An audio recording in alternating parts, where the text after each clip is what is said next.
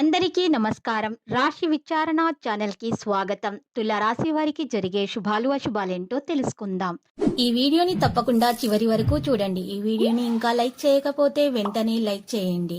ప్రతిరోజు మీ రాశి ఫలాలు అందరికంటే ముందుగా తెలుసుకోవాలంటే క్రింద కనిపిస్తున్న రెడ్ కలర్ సబ్స్క్రైబ్ బటన్ ని క్లిక్ చేసి ప్రక్కనే ఉన్న బెల్ బటన్ ని యాక్టివ్ చేయండి. అలాగే వీడియోని తప్పకుండా మీ మిత్రులందరితో షేర్ చేయండి.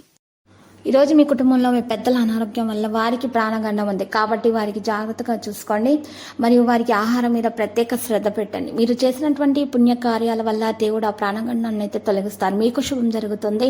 మీరు అందరికీ సహాయం చేసి ఉన్నారు కాబట్టి మీకు ఏ విధమైనటువంటి హాని అనేది తరిచేరదు. ఈరోజు మీరు తీరిక లేని సమయాన్ని గడుపుతారు. ఇది మీకు ఆర్థికంగా బాగా కలిసి వస్తుంది.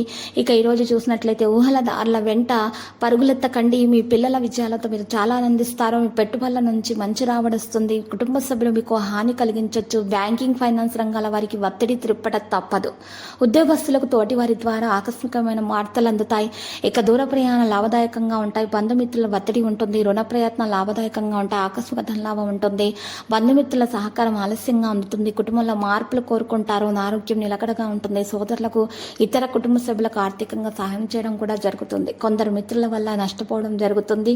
సేవా కార్యక్రమాల్లో పాల్గొంటారు. మహిళలకు మానసిక శాంతంతో వెంట ఒత్తిళ్లు అయితే తప్పవు. వ్యాపారాల్లో ఒడిదుడుకులు ఉంటాయి. కళాకారులకు నూతన ఉత్సాహం కలుగుతుంది.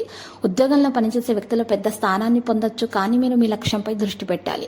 అప్పుడే మీరు మీ లక్ష్యాన్ని నెరవేర్చుకోగలుగుతారు. సామాజిక పనుల్లో మీ ప్రజల మద్దతు కూడా పెరుగుతుంది. మనసు పగటిపూట నిరుత్సాహంగా ఉంటుంది. ఎవరితోనైనా భాగస్వామికి సంబంధించిన ప్రణాళికలు ఉంటే సమయం అనుకూలంగా ఉంటుంది. నిధుల కొరత అనుభూతి చెందుతుంది.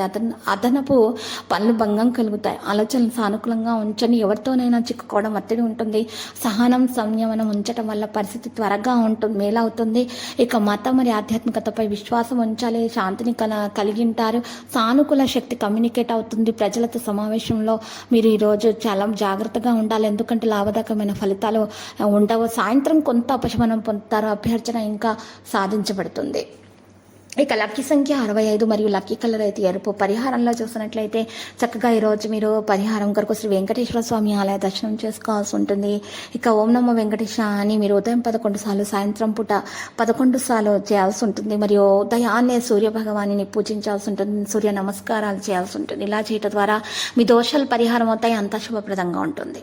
ప్రతిరోజు ఈ విధంగా రాశి ఫలాలు తెలుసుకోవడానికి వీడియోని తప్పకుండా లైక్ చేయండి. క్రింద కనిపిస్తున్న రెడ్ కలర్ సబ్స్క్రైబ్ బటన్ ని తప్పకుండా క్లిక్ చేయండి. లైక్ మరియు సబ్స్క్రైబ్ చేసిన వారికి ఈ రోజు ఏదో ఒక శుభవార్త వినాలని నేను దేవుణ్ణి ప్రార్థిస్తున్నాను. Thank you for watching this video.